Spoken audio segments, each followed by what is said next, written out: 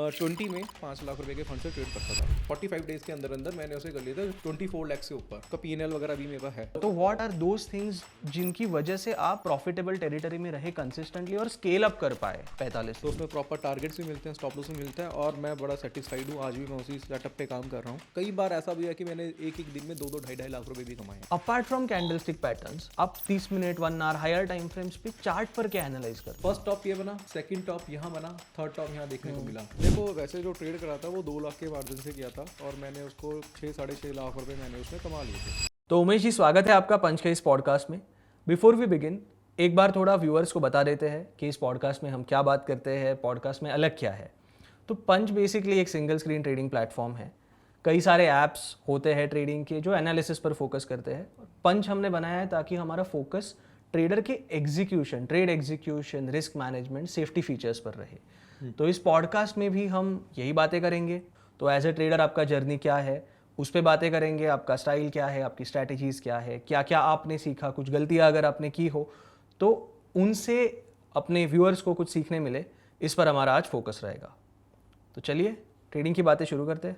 हाँ, जब आपने आपका खुद का पर्सनल ट्रेडिंग जर्नी शुरू किया उस बारे में थोड़ा बताइए कि आपका कैपिटल क्या था, आपका कोई सेटअप था, आप पूरी तरह से टेक्निकल एनालिसिस पर निर्भर होंगे मैं अज्यूम कर रहा हूँ, बट क्या था आपका सेटअप, कैपिटल, उस बारे में थोड़ा। देखिए मैं 2012 की बात करना चाहूँगा। 2012 में मैं अहमदाबाद में जॉब कर रहा था। तो अब 2 एनालिस्ट थे, ठीक है। मैं बेसिकली क्या करता था, मेटल्स में कॉल देता था और साथ में मेरा था वो गोल्ड सिल्वर में कॉल देता था। तो हम लोग एनालिस्ट थे। तो हम लोग क्या करते थे, हमने सोचा कि यार पैसा था उस टाइम, सैलरी अच्छी थी हमारी, बट हमने क्या करा, हमने सिल्वर मिनी में काम करना स्टार्ट किया। तो उस टाइम मेरे पास 6-7 हज़ार रुपये थे। तो 6-7 हज़ार में मैं काम कर सकते थे। फिर हमने क्या करा, 50-50 कर लिया कि हम एक ट्रेड बनाएंगे जिनमें हम दोनों की येस हो और फिर उसमें हम 50-50 करते थे। तो ऐसे धीरे धीरे हमने स्टार्ट करा। फिर उसके बाद फिर हमने इक्विटी में काम करना स्टार्ट किया। फिर उसके बाद लॉसेस भी हुए, प्रॉफिट भी हुए, क्योंकि आप ना क्या करते हैं बेसिकली लॉसेस से सीखते हैं अपने। तो हमने धीरे धीरे सारी चीज़ें स्टार्ट करी और फिर उसके बाद 2019 में मैं फुल मतलब अच्छी ट्रेडिंग करने लगा अच्छे कैपिटल के साथ। 2019 के बाद 2020 में जब मैंने 19 में यूट्यूब चैनल बनाया था, 20 में मैंने एक सीरीज स्टार्ट करी थी जिसमें मैंने क्या करा था, 5 लाख रुपए के फंड से ट्रेड करता था। तो उसमें मैंने 1.5 महीने के अंदर अंदर 2 महीने पूरे नहीं हुए थे, 45 डेज के अंदर अंदर मैंने उसे कर लिया था 24 लाख से ऊपर। उसका P&L वगैरह भी मेरे पास है।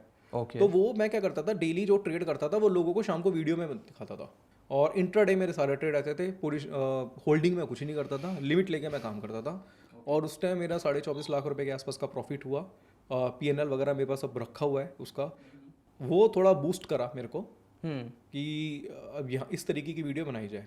एक तरह से ये जो कन्वर्जन है 5 lakhs to 24 lakhs, ये एग्रेसिव भी है। एग्रेसिव था। तो अगर आपके लिए ये पॉजिटिव वर्क किया है तो definitely there have been some things right, because इतने रिस्क में डेफिनेटली आपका लॉस भी बड़ा हो या पूरा वाइप आउट हो सकता था। तो व्हाट आर दोज थिंग्स जिनकी वजह से आप प्रॉफिटेबल टेरिटरी में रहे कंसिस्टेंटली और स्केल अप कर पाए 45 दिनों में? देखिए मैं आपको बताना चाहूँगा, क्योंकि मेरे को ऑलरेडी ट्रेड करते मतलब मार्केट में रहे तो 10 साल हो चुके थे। और जब आपको टाइम हो जाता तो आपकी एक्सपर्टीज बढ़ती रहती है। बराबर। मैं सिर्फ क्या करता था, मैं कैंडलस्टिक पैटर्न्स पे काम करता था। कुछ सिलेक्टेड कैंडलस्टिक पैटर्न थे। मैं बहुत ज़्यादा ब्रेकआउट ब्रेकडाउन पे काम नहीं करता था। मैं सिर्फ कैंडलस्टिक पैटर्न पे काम करता था। बहुत छोटा सा स्टॉप लॉस लेके चलता था और मैं अपने प्रॉफिट को राइट करने की कोशिश करता था। और कोविड के टाइम पे क्या हुआ था, जब मैं ट्रेड कर रहा था तो वॉलेटिलिटी बहुत ज़्यादा हाई थी, वॉल्यूम्स बहुत अच्छे थे बाजार में, तो टारगेट्स हमारे अच्छे खासे मिलते थे। और मैं क्या करता था कि जब मेरा 1:1 का टारगेट होता था, मैं कॉस्ट को ऐसा लगा के और उसे आधी क्वांटिटी प्रॉफिट में बुक करके आधी को छोड़ देता था। ओके। और इंट्राडे में मैंने ऐसा पैसा कमाया, लॉस भी हुआ है मेरे को। ऐसी बात नहीं है कि हर दिन प्रॉफिट था, लॉस भी हुआ था। मैं डेली वीडियो बनाता था, ये मेरा आज का लॉस है, आज इतना प्रॉफिट है। और कई बार ऐसा भी है कि मैंने एक दिन में 2-2 ढाई लाख रुपए भी कमाए हैं। फिर उसके बाद धीरे धीरे मैंने क्या करा, कुछ पोजिशनल ट्रेड भी बनाए मैंने। और फिर लास्ट में मैंने थोड़ा बहुत ऑप्शन ऐड करा था, बहुत ज़्यादा ऑप्शन नहीं करा। मेरे जो ज़्यादातर पैसे जो बने हैं वो बने हैं इंट्राडे स्टॉक में काम करके। ओके। इंट्राडे स्टॉक में जिस सेटअप की आप बात कर रहे हो, आपका आप कौन से चार्ट्स देख रहे थे? मल्टी टाइम फ्रेम सेटअप था? कौन सा प्राइमरी, आप कौन से टाइम फ्रेम के चार्ट्स ट्रैक करते थे? देखिए मैं बताता हूँ, मैं 15 मिनट के चार्ट पे काम करता था। 15-30 का मैं लेके चलता था। 15 मिनट्स, 30 मिनट्स और 1 आवरली। मैं पैटर्न जो स्टार्ट करता था 15 मिनट के चार्ट से स्टार्ट करता था। फिर 30 पे भी अगर वो पैटर्न बनाया तो मैं अपने प्रॉफिट को क्या करता था, कहीं ना कहीं बिड्स होती है ऊपर करता रहता था। स्मॉलर टाइम फ्रेम में ना शोर बहुत होता है, नॉइस बहुत होता है उसमें। मैं 5 मिनट, अभी ऐसे भी लोग हैं जो 1-1 मिनट पे काम कर रहे हैं। मैं स्कैल्पिंग के अगेंस्ट हूँ, मतलब मैं अगेंस्ट हूँ, बाकी लोग करना पसंद करते हैं, ठीक है। बट मैं 15 मिनट के चार्ट पे काम करता था प्रॉपर स्टॉप लॉस और टारगेट लेके, और आज भी मैं 15 मिनट के चार्ट पे काम करता हूँ, क्योंकि जो फर्स्ट जो कंफर्मेशन होती है वो 15 मिनट के चार्ट पे अच्छी मिलती है। 5 मिनट के चार्ट पे अगर मैं कैंडलस्टिक पे काम करूँ तो इतना अच्छा रिजल्ट नहीं है जितना 15 मिनट्स के चार्ट पे है। ओके। तो उसमें प्रॉपर टारगेट्स भी मिलते हैं, स्टॉप लॉस भी मिलता है, और मैं बड़ा सेटिस्फाइड हूँ। आज भी मैं उसी सेटअप पे काम कर रहा हूँ। अब मैं थोड़ा ऑप्शंस पे थोड़ा सा ज़्यादा, मतलब मैं ऑप्शंस ज़्यादा करता हूँ क्योंकि मार्जिन ख़त्म कर दिए हैं। अब सबसे बड़ी बात क्या हुई ना, जब आप पैसा कमा लेते हैं तो आप क्या करते हैं, क्वांटिटी इंक्रीज करते हैं। सर पे ना ट्रेडिंग हावी हो जाती है। कई बार ऐसा होगा, आपके साथ भी हुआ होगा, या जो ट्रेडर हैं, ये प्रॉफिट हुआ, अब आपको लगेगा कि भाई मेरे को सब कुछ आ गया, हो जाता है। और उसके बाद ना क्वांटिटी आप इंक्रीज कर देते हैं। अगर मान लो आप 1 लॉट से काम कर रहे हैं तो आप 2 लॉट, 3 लॉट, 4 लॉट में काम करने लग जाते हैं। तो ये चीज़ मेरे साथ भी हुई थी, और उसके बाद मेरे को लॉस हुआ। मेरा 24 लाख के ऊपर का प्रॉफिट था, वो 20 लाख के आसपास रह गया था, कुछ 20 लाख समथिंग रह गया था, वो भी कुछ दिनों में, 15 दिन के अंदर अंदर वो लॉस हुआ था 4-4.5 लाख रुपए का मेरे को। उसके बाद मैंने क्या करा, मैंने कहा नहीं, अब स्टॉप कर देना चाहिए, अभी मेरी ना साइकोलॉजी सही नहीं चल रही, नहीं तो मैं जीरो भी कर सकता हूँ। एक वो हो जाता है ना कि जब ट्रेडिंग सर पे हावी हो जाती है तो आप वही तो करते लगने वाली जाते सिचुएशन हो। होती है। पैटर्न बनने से पहले आपको लगता है पैटर्न बनने वाला है, मैं ट्रेड करते तो मेरे को सब कुछ आता है। ये चीज़ मेरे साथ हुई, मैंने बंद करा। फिर लास्ट ईयर की बात है, मैं बात कर रहा हूँ 23 की। फिर मैंने सोचा एक और सीरीज़ बनाते हैं। मैंने 50,000 रुपये सीरीज़ बनाई, एक 50,000 से एक सीरीज़ बनाई कि भाई 50,000 से मैं ट्रेड करूँगा और इसमें देखते हैं कितना प्रॉफिट आता है। वो 50,000 के लाख हुए, 50,000 रह गए, 40,000 रह गए, ऐसे धीरे धीरे धीरे धीरे उसमें भी मुझे 2 महीने लगे, वो 4.5 लाख रुपए के आसपास हो गए थे, 4,25,000 रुपये। ओके। हाँ, मेरा एक स्ट्रेटेजी रहती है, मैं क्या करता हूँ, अगर मैं प्रॉफिट में चल रहा हूँ तो पोजीशन नहीं घाटता था, मैं उसे चलने देता था। तो उस टाइम एक अच्छा खासा फॉल देखने को मिला था, तो उसमें प्रॉफिट हुआ था। वो भी PNL मेरे पास है, वो PNL भी मेरे पास है। फिर उसके बाद फिर मेरे साथ ऐसा हुआ, 1-1.5 लाख रुपए का लॉस हो गया। बाजार क्या है ना, ऑप्शन जब आप बाइंग करते हैं तो अगर बाजार रेंज बाउंड हो गया तो क्या होता है, आपका फिर पैसा जाता है, थीटा डिके की वजह से आपको नुकसान होता है। बट क्या है, आपका तो बस ये है ना कि सुबह खुलते आपको ट्रेड तो करना ही है, पैटर्न्स बने आपको ट्रेड करना ही करना है। फिर मैंने कहा अब स्टॉप कर देता हूँ। फिर मैंने स्टॉप करा। फिर मैंने सोचा कि उस टाइम भी व्यूज़ मेरे बढ़े, अच्छे खासे व्यूज़ आने लगे। जैसे ही मैंने स्टॉप करा फिर एकदम व्यूज़ गिर गए, क्योंकि मेरा चैनल ही ऐसा बन गया कि यार लोगों को प्रॉफिट देखना पसंद था। फिर मैंने अब सोचा कि नहीं, अब आरए का लाइसेंस ले लेना चाहिए। फिर उसके मैंने आरए का लाइसेंस के लिए अप्लाई करा। फिर मैंने सोचा नहीं, ये चीज़ दिखानी नहीं है क्योंकि अलाउ नहीं है, तो वो सारी चीज़ें फिर मैंने बंद करी। और अब मैंने आरए का लाइसेंस लिया लास्ट ईयर, और अब मैं एडवाइजरी वगैरह कर रहा हूँ। तो ये मेरी ट्रेडिंग जर्नी रही, और इसमें मैंने अच्छा खासा पैसा भी कमाया, अच्छे खासे लॉसेस भी करे मैंने इंट्राडे में, बट ओवरऑल अगर देखोगे तो मुझे प्रॉफिट ही हुआ है। तो अब जो आप एडवाइजरी कॉल्स देते हो उसके पीछे आपका सेटअप क्या होता है, कोई स्ट्रैटेजी है? उसके बारे में क्यों ना चार्ट्स पे जाके ही सीधा देख ले। बिल्कुल। जैसे कि यहाँ पे अगर आप देखेंगे, मेरे पास बैंक निफ्टी का चार्ट है। अब आप देखेंगे रिसेंटली अभी बैंक निफ्टी जो है 50,646 से गिरनी स्टार्ट हुई है, और आज भी अगर आप लो देखेंगे, आज भी 577 पॉइंट्स के आसपास डाउन है, 1% से ज़्यादा गिरी हुई है, 49,181 के आसपास चल रहा है। जब बाजार में ज़्यादा फॉल देखने को मिलता है तो ऐसा लगता है कि यार कहीं से ना बाइंग की अपॉर्चुनिटी मिल जाए। तो यहाँ पे मैंने ना कुछ कैंडलस्टिक पैटर्न्स पे मैं सबसे ज़्यादा रिलाई करता हूँ। हमने ना एक कह सकते हैं कि पहले कैंडलस्टिक है, उसके बाद में चार्ट पैटर्न्स देखता हूँ, और इंडिकेटर्स से मैं सिर्फ क्या लेता हूँ, कंफर्मेशन। इंडिकेटर के बेस पे मैं कभी भी ट्रेड नहीं बनाता। अब जैसे कि मैं कल की बात बताना चाहूँगा, तो कल एक पैटर्न फॉर्म हुआ था, यहाँ पे देखेंगे ये पैटर्न, इसको हैमर बोलते हैं। हैमर, इस हैमर के बेस पे ना कल हमने बाय किया था यहाँ से, और कल हमारा 1:1 का टारगेट आया था यहाँ पे। बट अगर आज की बात देखेंगे तो आज गैप डाउन ओपन हुआ और बाजार आज सीधा सीधा गिरता चला गया। तो आज हमने ना कोई खास ट्रेड इसमें किया नहीं, कोई ट्रेड वगैरह ऐसा कुछ बनाया नहीं। तो सबसे पहले हम देखते हैं कोई पैटर्न देखने को मिल जाए। अगर कोई पैटर्न देखने को मिलता है तो फिर हम ट्रेड करेंगे। तो 15 मिनट के चार्ट पे अगर कैंडलस्टिक पैटर्न नहीं बना तो हम अवॉइड करते हैं, नहीं तो बाजार गिर रहा है तो गिरने दो। अब दूसरी चीज़ क्या होती है, निफ्टी बैंक निफ्टी में ना सबसे ज़्यादा लोग ट्रेड करना पसंद करते हैं। अगर निफ्टी बैंक निफ्टी में कुछ नहीं मिला तो हम निफ्टी 50 के स्टॉक्स लेते हैं और उसको सीधा सीधा चेक करते हैं कि किसी में कोई रिवर्सल कैंडलस्टिक पैटर्न देखने को मिला है। क्योंकि वो भी आप 15 मिनट चार्ट 15 मिनट्स के चार्ट पे, क्योंकि कैंडलस्टिक पे अगर आप काम करते हैं तो रिवर्सल पैटर्न है ये। बाजार अपसाइड जा रहा है तो ये रिवर्सल कैंडलस्टिक पैटर्न के अकॉर्डिंगली आप सेल बना सकते हो। बाजार में डिक्लाइन देखने को मिला तो वहाँ पे अगर कोई कैंडलस्टिक पैटर्न है तो उसको आप एक्यूमुलेट कर सकते हो उसके अकॉर्डिंगली। तो अगर कोई पैटर्न नहीं मिला तो फिर हम अवॉइड करते हैं, और अगर पैटर्न मिलता है तो फिर हम ट्रेड करते हैं। दूसरी चीज़ हम सपोर्ट रेजिस्टेंस भी देख लेते हैं इसमें कि अगर कोई बहुत मेजर सपोर्ट ब्रेक हुआ है या फिर कोई ट्रेंड लाइन का ब्रेकडाउन हुआ है, बस ये 4-5-6 चीज़ें हैं, इसके बेस पे हम काम करते हैं। और नंबर ऑफ स्टॉक्स काफ़ी ज़्यादा होते हैं हमारे पास, तो कहीं ना कहीं ऑप्शंस मिल जाते हैं हमें। ओके सबसे जो बेस है आपके डिसीजंस का, आपके एंट्री सेटअप का, वो कैंडलस्टिक पैटर्न ही है। कैंडलस्टिक पैटर्न के बाद आप इन चीज़ों से कंफर्मेशन लोगे? कंफर्मेशन लेंगे। अब जैसे मान लो कोई पैटर्न है, जैसे एग्जांपल के तौर पे यहाँ पे आप देखेंगे कि ट्रिपल टॉप पैटर्न बना, first top, second top, third top देखने को मिला, तो इसके अकॉर्डिंगली हम यहाँ पे भी पोजीशन शॉर्ट बना सकते थे। बट यहाँ पे मैं क्या करता हूँ, ज़्यादातर MACD का यूज़ करता हूँ, moving average conversion divergence. Moving average conversion divergence का बेसिकली काम क्या होता है, ये आपको बाय सेल नहीं कराता, ये आपको बताता है कि कहाँ पे डाइवर्जेंस देखने को मिले हैं। एग्जांपल के तौर पे अगर आप देखेंगे यहाँ से मैं आपको बताना चाहूँगा, एक अपसाइड बाजार में देखने को मिला। फर्स्ट टॉप ये बना, सेकंड टॉप यहाँ बना, थर्ड टॉप यहाँ देखने को मिला, और मार्केट जो चल रही है अप ट्रेंड में चल रही है। बट अगर डाइवर्जेंस देखेंगे तो यहाँ पे नेगेटिव है, डाइवर्जेंस यहाँ से भी नेगेटिव आ रहे हैं, यहाँ पे भी आ रहे हैं, बट पैटर्न का बना इधर, तो यहाँ पे आपको एक फॉल देखने को मिला।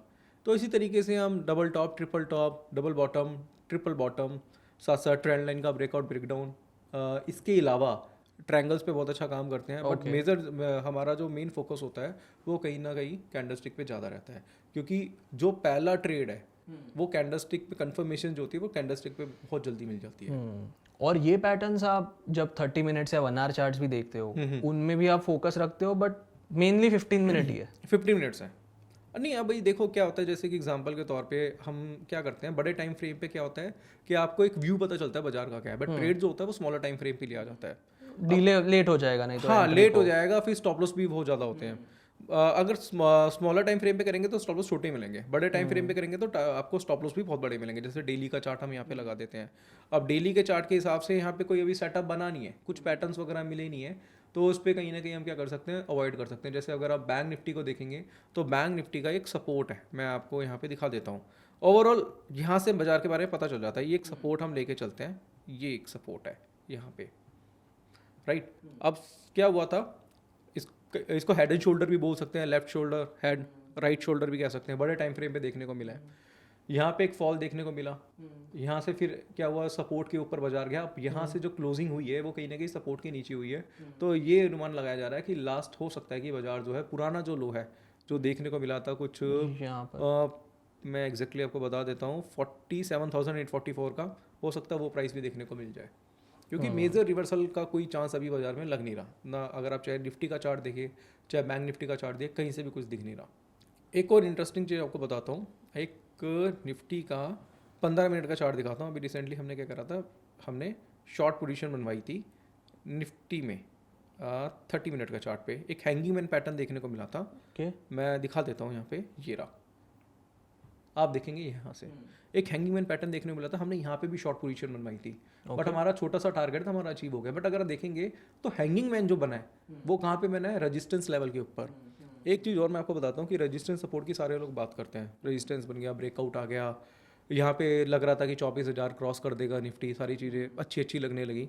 बट कई बार मैं आपको बताऊँ कि एक सीक्रेट है कि अगर आपको कैंडलस्टिक की नॉलेज है और कैंडलस्टिक का रिवर्सल अगर आपको रेजिस्टेंस के ऊपर या सपोर्ट के नीचे मिले हैं, तो फेक ब्रेकआउट का अच्छा, फेक ब्रेकआउट का, और वो बड़ा ब्रेकआउट हो, ब्रेक जो फॉल्स ब्रेकआउट है वो बहुत ही अच्छा देखने को मिलेगा। अब यहाँ से अगर आप देखेंगे तो हमने वीडियो भी बनाई थी, इसमें सीधा बोला था कि जब तक ये हैंगिंग मैन का हाई ब्रेक नहीं होगा तब तक कोई तेजी नहीं है। इसका हाई भी था 807 के आसपास का, हाँ 23,807 रुपये के आसपास का हाई था इसका, मुझे याद है। और यहाँ पे हमने शॉर्ट पोजीशन बनाई थी, अगले दिन गैप अप हुआ था और बहुत अच्छा गिरा बाजार। पुट की पोजीशन थी जो हमने होल्ड कराई थी यहाँ पे। तो कहने का मतलब भाई ये है कि अब अगर आप देखेंगे यहाँ से ऑलमोस्ट बाजार जो है काफ़ी अच्छी, मतलब कुछ 800 पॉइंट से ज़्यादा बाजार गिर चुका है। तो यहाँ पे कहने का मतलब ये है कि छोटे छोटे कैंडलस्टिक पैटर्न है 15 मिनट के चार्ट में बहुत अच्छा इंपैक्ट देते हैं, और रजिस्टेंस के ऊपर बना है, तो इसका मतलब है कि भैया जब तक वो हाई ब्रेक नहीं होगा तो वहाँ तक बाजार डाउन है। अब अगर आप देखेंगे तो यह, बट कहना बड़ा मुश्किल होता है कि यहाँ सेल कर देते, यहाँ पे बुक कर लेते, या फिर आप इसमें मूविंग एवरेज लगा देते, बट वो पॉसिबल नहीं है कि इतना बड़ा प्रॉफिट कोई राइड कर पाए। बराबर। तो जैसे 15 मिनट चार्ट के अलावा आपने कहा 30 मिनट 1 आवर चार्ट्स भी आप देखते हो, इस चार्ट पे तो आपने एक कैंडलस्टिक पैटर्न आइडेंटिफाई किया और उसके बेसिस पे ट्रेड भी लिया, but apart from candlestick patterns आप 30 minute 1 hour higher time frames पे चार्ट पर क्या एनालाइज करते हो? देखिए बहुत सारी चीज़ें होती हैं उसमें एनालाइज करने के लिए आप रेजिस्टेंस सपोर्ट के ब्रेकआउट्स वगैरह देख सकते हैं, ट्रायंगल्स देख सकते हैं, ट्रेंड लाइंस पे देख सकते हैं कि कौन सी जगह पे ट्रेंड लाइन पे अच्छा ब्रेकआउट देखने को मिला है, उसके अकॉर्डिंगली आप वॉल्यूम्स चेक कर सकते हैं। इसके साथ साथ अगर आप देखेंगे तो और भी पैटर्न्स है, हेड एंड शोल्डर है, ये सारी चीज़ें बेसिकली ये सारी चीज़ें सपोर्ट और रेजिस्टेंस का ही पार्ट है। तो मैं मेरी double top double bottom triangles trend lines पे ज़्यादा काम करता हूँ और उससे पहले कैंडलस्टिक।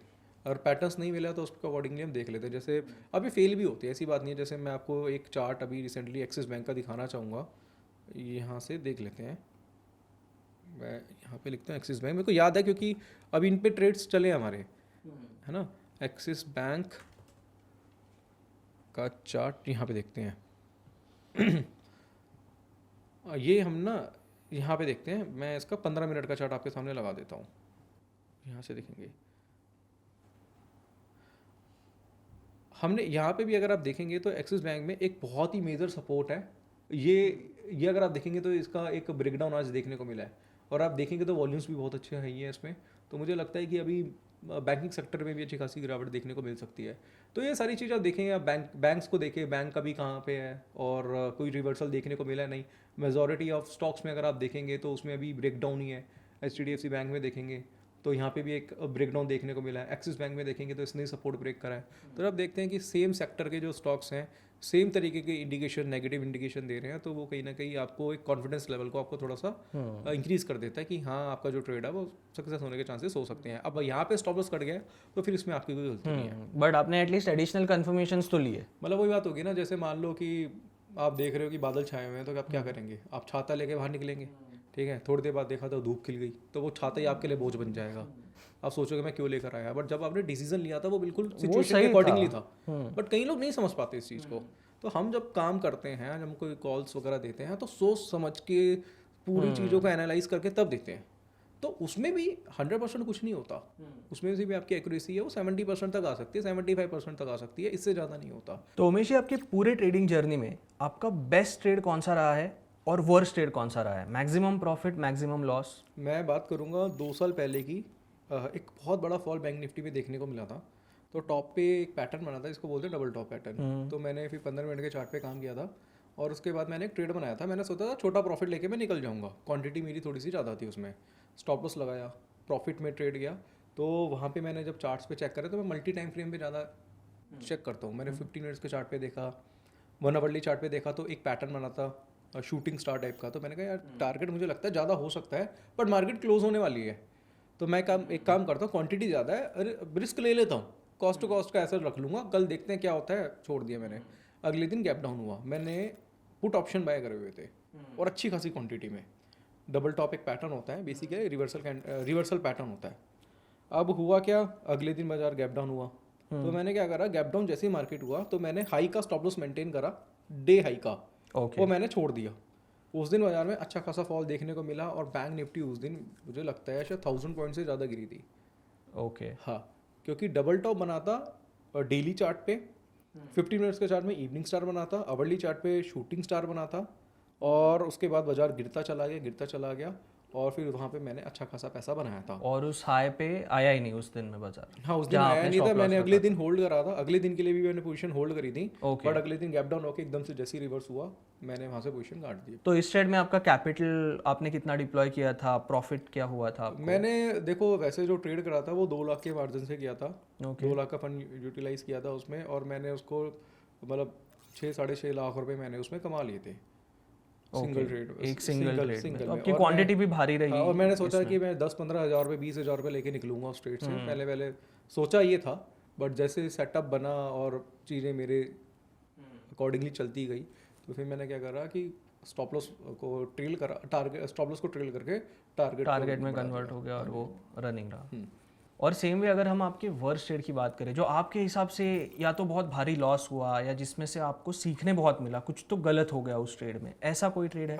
ये मेरा एक ट्रेड हुआ था 2021 में, एक्सिस बैंक में हुआ था और मैंने इसकी कॉल ऑप्शन बाय करी थी। बजट का दिन था शायद, बजट डे था और उस वजह से मैंने ना ट्रेड कर लिया था। बहुत अच्छा पैटर्न बना था उसमें बट मेरा स्टॉप लॉस हिट हुआ था, बट मैंने स्टॉप लॉस को पे मैं एग्जिट नहीं हुआ। और बाजार गिरता चला गया तो वहाँ पे मुझे अच्छा खासा लॉस हुआ था। मतलब मेरे को शायद एक्सिस बैंक में 2-2.5 लाख रुपए का लॉस हो गया था उसी कॉल ऑप्शन के हाँ कॉल ऑप्शन में। कोई गलती मेरी थी, बेसिकली मुझे स्टॉप लॉस लगाना चाहिए था। तो उस दिन मुझे सीखने को मिला कि हाँ भाई स्टॉप लॉस लगाना है। हालांकि मैं पहले लगाता था, पहले भी ऐसी गलतियाँ हुई है, बट उस दिन कुछ ज़्यादा ही बड़ी हो गई थी। ओके, और ये आपने उसी दिन पे मतलब इंट्राडे ट्रेड ही था आपका कि आपने इंट्राडे होल्ड ट्रेडिंग किया? था और उस दिन एक्सिस बैंक अच्छा खासा गिरा था। और मैं एक चीज़ और बताना चाहूँगा आपको कि जब भी मुझे बड़े लॉसेस हुए हैं, मतलब बहुत ज़्यादा नहीं हुए, जब भी मुझे लॉसेस मतलब 3-4 दिन हुए हैं तो मैंने कुछ टाइम के लिए ट्रेडिंग बंद करी है। तो आप ब्रेक बेसिकली लेते ही हो अगर साइकोलॉजी ठीक नहीं है, ट्रेड्स नहीं वर्कआउट हो क्या रहा है? होता है ना, कई बार ऐसा 2-3 अच्छे नहीं जाते ना, तो आप लॉस जो होता है वो आपसे कवर करने की कोशिश करते हो। आप भगवान तो नहीं हो ना, आप हो तो इंसान ही। इमोशंस तो आपके अंदर भी हैं, कहने को कोई कुछ भी कह सकता है, बट जब वो ट्रेड करता है तो इमोशंस बीच में आते हैं। तो यहाँ पे मैं कहना चाहूँगा कि अगर आपको कभी लॉस हो रहा है, 2-3 दिन 4 दिन लॉस हुआ है, तो कुछ टाइम के लिए ना ब्रेक लो। ब्रेक लोगे तो आप फ्रेश स्टार्ट करोगे तो ज़्यादा बेटर रहेगा। एटलीस्ट वो जो लॉस का नंबर आपके दिमाग में हावी होता है उससे तो आप दूर हो जाओगे, बिल्कुल। थोड़े डिटैच हो जाओगे। Right right. तो उमेश जी, आज हमारे पॉडकास्ट में आप आए, बातें करके बहुत अच्छा लगा। आई एम श्योर हमारे व्यूअर्स को भी बहुत सारी चीज़ें सीखने मिली होंगी आपके जर्नी से, सेटअप से, जो भी ट्रेडिंग, इमोशंस, रिस्क मैनेजमेंट की बातें हमने की है। सो थैंक यू, और फिर मिलेंगे। Thank you sir.